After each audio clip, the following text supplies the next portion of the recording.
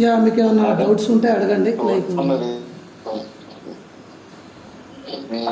అంటే కాంటాక్ట్ అవుతుంది కదా అంటే బ్రో మీరు అడ్రస్ కట్ట జరుగుతుందని చెప్తారు.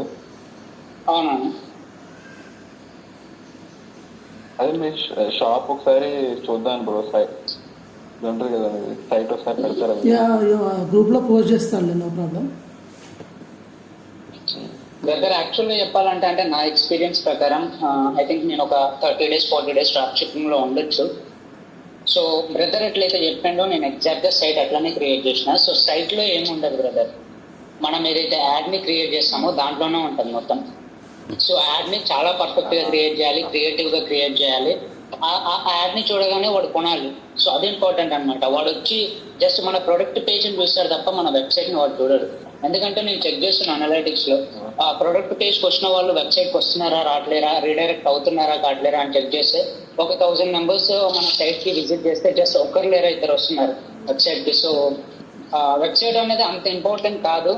కాకుంటే ఆ బ్రదర్ చెప్పినట్టు డిజైన్ చేస్తే ఓకే, అంతవరకు పర్ఫెక్ట్గా ఉంటుంది. సో అట్లా అన్నమాట.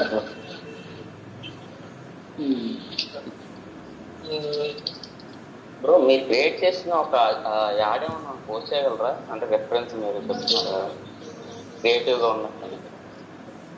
అంటే ఇంకా అంటే లైక్ క్యాష్ ఆన్ డెలివరీ అవైలబిలిటీలో ఉంది, మీకు ఈ ప్రోడక్ట్లో ఈ ఫీచర్స్ ఉంటాయి. సో అట్లా చెప్తే సరిపోతుంది బ్రదర్. అంటే ఇంకా నేను అది ఇంకా సీక్రెట్స్ కదా బ్రదర్. Okay okay. అంటే నేను ఇంకా మ్యాక్సిమం అంటే దాంట్లో మళ్ళీ ప్రోడక్ట్ కూడా ఉంటుంది. ప్రోడక్ట్ ఎవరికి షేర్ చేయకూడదు, బికాస్ కాంపిటీషన్ పెరిగిపోద్ది మళ్ళీ. సో అందుకు నేను పోస్ట్ చేస్తాను. ఆ ప్రోడక్ట్ మీద ఇంకా యాడ్స్ రన్ అవుతున్నాయి. సో నేను పోస్ట్ చేస్తాను, మీకు పెడతాను, బట్ కొంచెం టైం. ఓకే పర్లేదు. Okay bro, no problem.